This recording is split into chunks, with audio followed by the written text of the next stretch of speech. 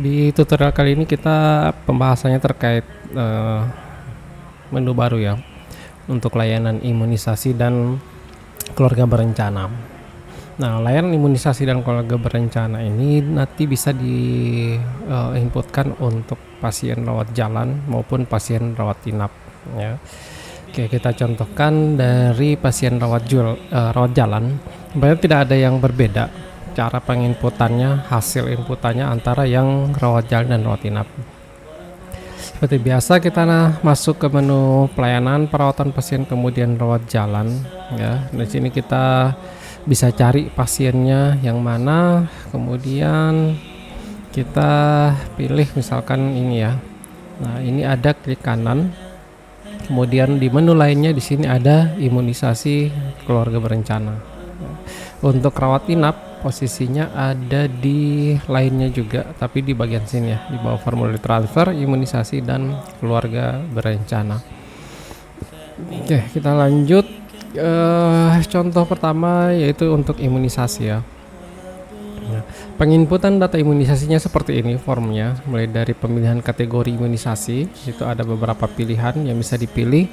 Ini sesuai dengan struktur data pengiriman ke Satu Sehat ya, karena ini memang nantinya akan dikirim ke Satu Sehat.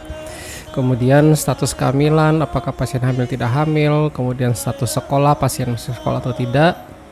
Kemudian pemberi vaksin ini otomatis akan memilih dokter yang melayani pasien ya secara otomatis, tapi ini nanti bisa diganti, bisa mungkin diganti dipilih oleh perawat yang menyuntik ya atau dokter umum. Selanjutnya di sini ada pemilihan vaksinnya ya. Ini ada beberapa pilihan vaksin yang biasa diberikan. Ini juga memang kita ambil dari data referensi master data ya, yang ada di Satu Sehat. Rute vaksinasi, tanggal dan jam vaksinasi dilakukan, dosis, nomor batch-nya ya. Kemudian tanggal kadaluarsa, dan jika ada terjadi gejala kipinya kejadian pasca imunisasi, nah ini nanti bisa dipilih yang mana ya. Kalaupun terjadi ada gejala, tanggal muncul gejalanya nanti bisa diisi. Nah, kita contohkan aja. Ini anggap sih seperti ini, imunisasi pilihan ya, vaksin yang diberikan vaksin apa ya, misalkan saja seperti ini. Kemudian ini rutenya berarti dia injeksi ya, tanggal hari ini, dosisnya mungkin 0,5, nomor batchnya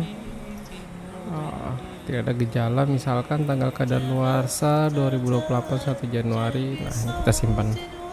Oke.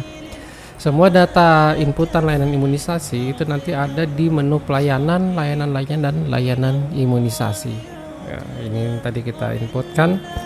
Kemudian dari sini kita bisa lihat secara detail datanya seperti apa. Kemudian kalau kita mau ngedit atau mau hapus, misalkan kita edit ya, ternyata terjadi gejala ya KIPI ya yang dilaporkannya per sekarang, misalkan, kemudian kita simpan. Kalau lihat hasilnya ya seperti ini. Nanti kalau ternyata ada kesalahan mau dihapus ya, nanti klik kanan, bisa klik hapus, akan terhapus.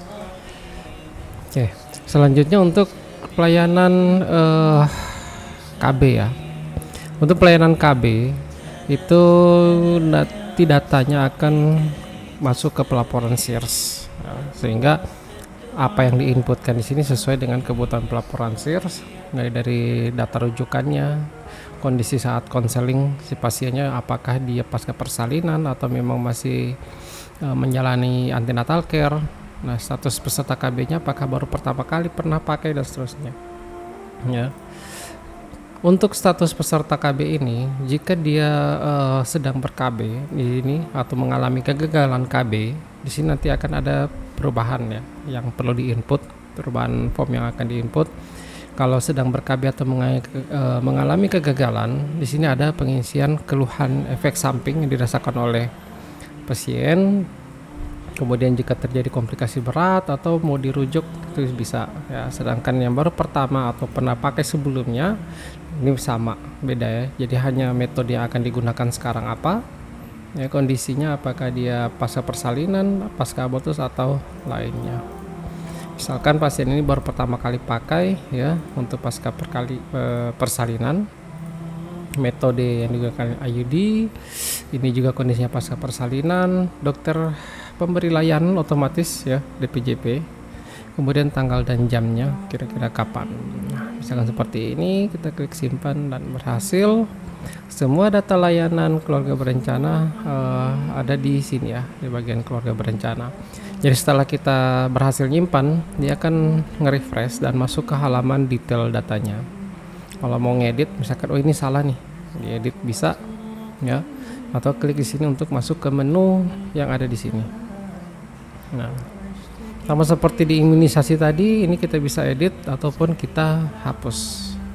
Misalkan edit, ini tadi ini semuanya antenatal care misalkan, sehingga ini lainnya, ini menggunakan pil mungkin. Nah, oke. Walaupun dihapus seperti biasa dan berhasil dihapus. Oke. Demikian untuk tutorial pengisian layanan imunisasi dan keluarga berencana.